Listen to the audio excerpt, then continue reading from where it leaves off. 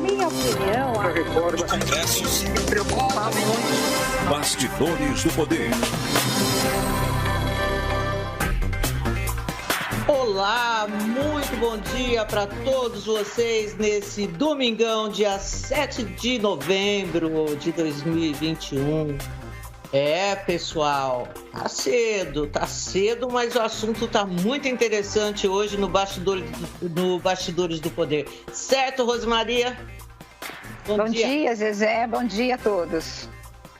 Bom, a semana foi uma semana bem quente, mas a gente puxou assuntos de um pouco mais atrás, de 10 dias mais ou menos atrás, quando o TSE deu uma decisão que, enfim, livrou a chapa Bolsonaro-Mourão da cassação por disparos em massa no WhatsApp, nas redes sociais, nas eleições passadas, para presidente da República. Mas o TSE, ele foi, assim, bem taxativo em relação ao que ele espera para o próximo ano, quando voltam as eleições para presidente, e disse que não vai tolerar disparo em massa, fake news e tudo mais. O ministro do Supremo, que vai ser o presidente do TSE, disse que vai até prender gente. Então, para falar sobre isso, nós chamamos aqui o advogado especialista em direito eleitoral e constitucional, o Antônio Carlos de Freitas. Muito bom dia, Antônio Carlos. Ótimo dia, olá Rosa, olá Zezé. Um abraço a todos os espectadores do Bastidores do Poder, uma alegria imensa estar aqui. Muito obrigado pelo convite. Olha, o prazer é nosso em te receber. Antônio Carlos, a gente viu aquele julgamento, lá no TSE.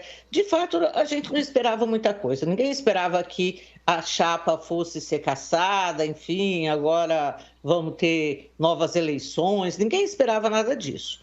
Mas, assim, os ministros, na opinião de muita gente, na minha que acompanhei, foi que eles foram, assim, bem ratinho, na hora de julgar isso daqui, tigrão em relação à história das próximas eleições. Você acompanhou o julgamento? Como é que você viu aquele julgamento no TSE? Acompanhei o julgamento, viu? Vamos dizer assim que a sua expressão retrata muito bem o julgamento. Embora tenha todo aquele discurso que não será tolerado, todo o apoio, toda a questão contrária a fake news, aos disparos em massa, no caso concreto foram julgadas improcedentes as ações de investigação judicial eleitoral. Então você teve uma improcedência, então o tribunal decidiu não ter a cassação da chapa Bolsonaro-Mourão, mas ao falar do futuro, falou com contundência que vai usar aí os rigores, que vai fazer todo o mais. Inclusive, você bem destacou a palavra do ministro Alexandre de Moraes, que será o futuro presidente do Tribunal Superior Eleitoral, até no sentido utilizando a palavra cadeia, enfim, com muito afinco, na verdade, viu, Rose e Zezé, na verdade, muito mais como um recado político do que um exercício da jurisdição, viu? Bom, vai lá, Rose.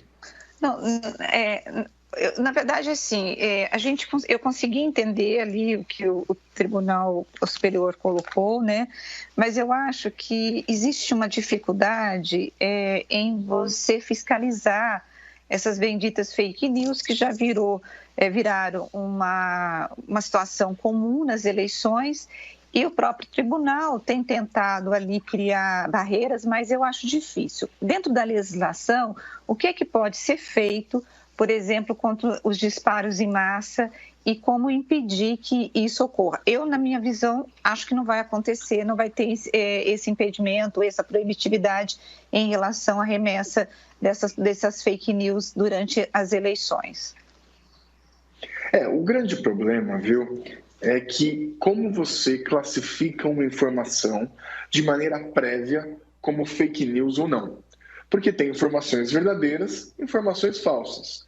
Você não tem uma etiqueta com uma garantia de que aquela informação é verdadeira ou mentira. Você precisa de uma análise sobre aquela informação. Isso é muito dificultoso de maneira prévia. A legislação eleitoral está diminuindo o alcance dessa questão dos disparos, quem pode contratar, os e-mails, enfim, tem todo um arcabouço de proteção. Mas, como você bem colocou, a fiscalização é muito difícil. Os mecanismos, como são eletrônicos, enfim, são de difícil comprovação e de controle sobre isso. Então, realmente, este vai ser o maior desafio. O que os ministros colocaram, tanto o Alexandre de Moraes como o ministro Barroso, atual presidente do TSE, é que agora, diante deste fenômeno, a Justiça Eleitoral estaria se municiando de certos recursos, de certo aparato, para comprovar, para fiscalizar esse uso. Mas, na prática, ainda se tiver algum tipo de ocorrência ilegal, precisa ter todo o conjunto probatório. Mas um ponto de virada importante dessa decisão não é tanto essa fiscalização, que é uma promessa futura, mas um entendimento, firmar o entendimento de que este uso de rede social e esse disparo pode ser enquadrado como abuso de poder econômico, como uso indevido de comunicação social. Existia dúvida sobre isso, porque como a legislação eleitoral foi feita com os olhos da televisão e do rádio e dos jornais, estava muito focado nisso. Não tinha um consenso jurisprudencial se esta nova tecnologia, que é a rede social, que é o WhatsApp, o Instagram, seria classificado como abuso de poder econômico, seria classificado como uso indevido para fins do artigo 22, que é a cassação de mandato por abuso. Então, além de você ter esse controle dificultoso, qual que é o entendimento que virou? Olha, a pessoa pode, posteriormente, perder o mandato. O que não faz muito sentido quando você fala, não, vai ter isso, vai ter aquilo, precisa de um processo, vai precisar provar do mesmo jeito. Mas existe um norte jurisprudencial de que, mesmo que as ferramentas de controle no dia a dia da eleição sejam falhas, posteriormente, este abuso de disparos, essa utilização de fake news, poderá ensejar a perda do mandato, a cassação do mandato, e foi esse o recado que a Corte buscou falar. Além dessa fiscalização, posteriormente, eles estão dizendo, não se isso vai se confirmar, eles não estão vinculados a essa decisão, mas eles estão dando o recado que, olha, a jurisprudência está no sentido de que isso pode ser enquadrado como abuso. E enquadrando como abuso e com a gravidade, isso enseja a perda do mandato. Esse é o principal recado aí jurídico, aí jurisdicional sobre a questão da fake news, desses disparos em massa, de WhatsApp e de redes sociais. Então, quer dizer, o ponto todo vai ser no sentido de mostrar o abuso econômico dessas práticas. Em relação a se é fake news, não é fake news, é uma coisa que fica mais difícil de se trabalhar. É isso, Antônio Carlos? Exatamente, porque assim, não é porque ele falou uma notícia falsa que isso vai dar um problema específico. Hoje você já tem ferramentas de calúnia, difamação, de direito de resposta. Então, isso você já tem esse arcabouço jurídico. Olha, falou que tal pessoa cometeu tal crime, é mentira, tem direito de resposta, tem o crime de calúnia, já tem esse arcabouço clássico. Mas o grande ponto de virada vão olhar como um todo a campanha. Olha, a sua campanha foi beneficiada por isso. Tal candidato, deputado estadual, deputado federal, senador, governador, presidente da República, foi beneficiado por esse abuso de disparos, por esse uso indevido da rede social, sanção, perda do mandato. Essa é a virada. Então, os candidatos, as suas campanhas, se olharem este aviso do TSE, se olharem com atenção esta virada jurisprudencial, vão ter que dar comandos para suas campanhas de utilização de maneira mais ética, de maneira mais comedida, de maneira mais legalizada desses disparos. Inclusive disparos de terceiros, enfim, vai ser uma eleição diferente. Toda essa questão eletrônica vai estar sob foco da Justiça Eleitoral, da Polícia Federal e dos adversários. Então, estamos numa eleição que vai ser muito importante para a gente entender Todas as ferramentas criadas agora, em 2021, com essa decisão, esse aparato que a Justiça Eleitoral buscou, como vai funcionar? Essa é a nossa grande incógnita em 2022. É isso que eu ia te colocar para você. Quando a gente vê uma campanha eleitoral, a gente percebe que, apesar de você não ter, por parte da Justiça Eleitoral, uma fiscalização que possa, de fato, por exemplo, observar se a campanha é milionária ou não, porque a Justiça Eleitoral, ela faz a fiscalização e ela aplica a lei mediante denúncia ou de acordo com aquilo que o candidato entrega para ela nos seus relatórios de gastos, etc.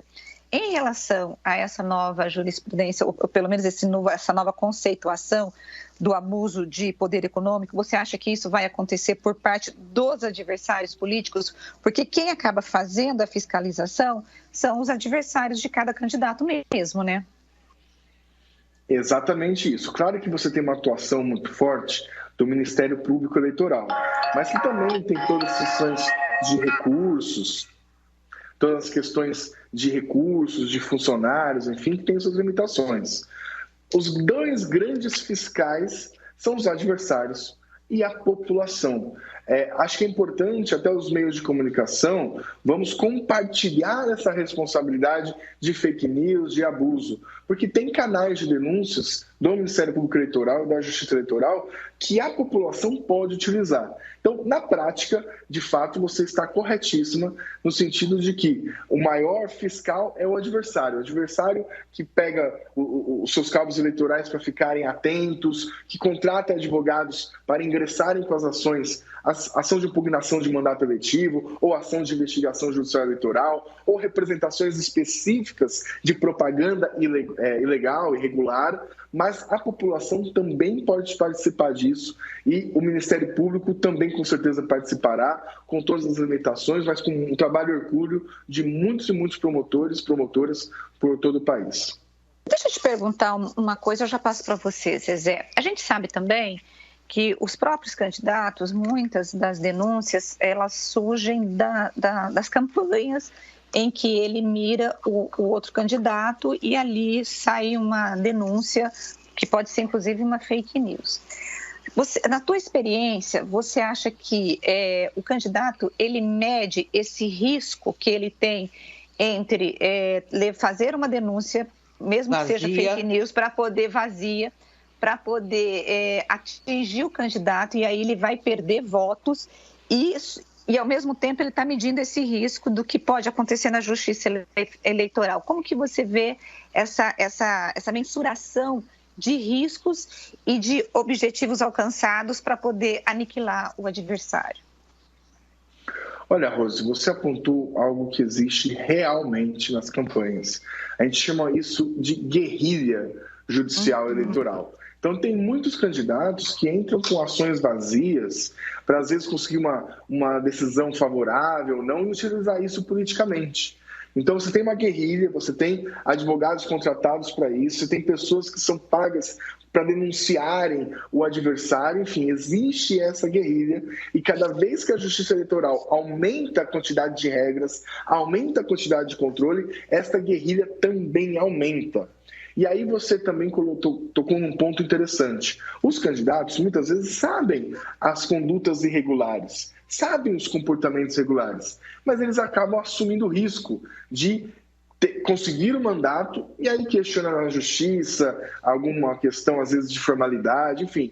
Isso existe no ponto de vista do direito eleitoral, isso existe no trato das campanhas eleitorais. O que você tem como antídoto a isso é cada vez mais a Justiça Eleitoral melhorar a sua resposta com rapidez e com qualidade. Mas que existe, e nessa questão de fake news agora, vai ter uma tendência dessa questão de uso de redes sociais, de aumento de representações, de aumento dessa judicialização da campanha, para ir impedindo, enfim, você vai... vamos colocar entre aspas, atirando no candidato, atirando na campanha, ele vai ter que contratar mais advogado, enfim. Existe este jogo eleitoral, não eleitoral. A gente que cobre eleições há muito tempo, a gente percebe a escalada que vem tendo essas denúncias vazias e que acabam colocando a própria imprensa em saia justa muitas vezes. Por quê? Porque o cara, ele faz uma denúncia, o candidato faz uma denúncia, você claramente olha e fala, mas isso aqui não tem cara que se sustente, você vai atrás. E ele fica te cobrando, e a campanha fica te cobrando para dar a matéria, né? Para quê? Quanto mais você propagar aquilo ali, ainda que não seja verdade, né? Melhor para ele, porque ele vai ganhar votos nesse ínterim até que venha a decisão que aquilo seja suspenso, que não possa ser veiculado. Então, para a gente que cobre eleições, tem sido cada vez mais difícil nesse sentido, né, Rose? A gente escapar dessas armadilhas. Bom, mas... Eu vejo muito isso. Oi, só um apontamento. Às vezes eu já vi muito, por exemplo, o candidato pede para impugnar o adversário e pressiona a imprensa para botar a manchete, candidato tal impugnado. Muitas vezes eu olho, candidato impugnado, mas é só em trocação. E aí você tem uma repercussão midiática que vocês são induzidos a erro pelos candidatos ou são utilizados para pressionar, politizando algo que é corriqueiro na justiça eleitoral. É realmente um trabalho muito desafiador aí da mídia, principalmente essa mídia que tem credibilidade, que é televisiva, que é radiofônica, que precisa tocar nisso com grande afinco. Eu acho que a saída a essa história das redes sociais, ela impôs na imprensa um novo ritmo, inclusive de cobertura das eleições. A saída, pelo menos aqui no Grupo Bandeirantes de Campinas, o que a gente decidiu é o seguinte: é melhor você perder o furo do que você influenciar o resultado de uma eleição. E não ser usado pelos candidatos como massa de manobra para poder reproduzir talvez aquilo que seja do interesse dele. Então, essa é a saída que nós encontramos, mas é assim, a gente tem perdido muito tempo, Antônio Carlos, em checar a notícia, porque às vezes chega uma informação como verdadeira e essa é completamente mentirosa, e aí você perde um tempão para poder checar. E aí, quando você diz que é mentira, os eleitores não acreditam, porque eles já acreditaram naquela mentira. Então, assim, o alcance que as fake news têm é terrível. E outro dia eu estava entrevistando um especialista e ele disse o seguinte: os eleitores, eles acreditam naquilo que eles querem acreditar. Não importa se é mentira ou se é verdade, entendeu? E isso é mais nocivo ainda. Esse é o maior desafio da regulação da fake news. Eu tenho um estudo americano, depois eu posso até passar, eu esqueci qual que é a universidade, que a capacidade de propagação de uma fake news é 5 vezes maior do que uma notícia verdadeira. Pelo próprio jeito da fake news, ela tem uma capacidade de disseminação, de propagação muito maior. E aí o que acontece? Essas ferramentas clássicas que o direito tem, direito de resposta, indenização ou qualquer tipo de sanção posterior, elas não são suficientes. Porque depois que a informação chegou para o eleitor, aquilo você não consegue desver, né? Você não consegue desconverter. E acabam que fake news, não estou falando até na mídia, porque a mídia tem esses filtros, mas nas redes sociais que não tem esses filtros de profissionais como vocês, acabam virando verdade, influenciando o pleito. Isso é muito nocivo para a democracia. E o direito, nem a justiça eleitoral, criou mecanismos para isso. Esse é o grande debate. Como você protege a democracia de notícias falsas que você não consegue de antemão brecar, entre aspas, censurar, ou a censura é muito penosa também para a democracia, só que isso com interferência no pleito. Isso é algo que a sociedade precisa debater.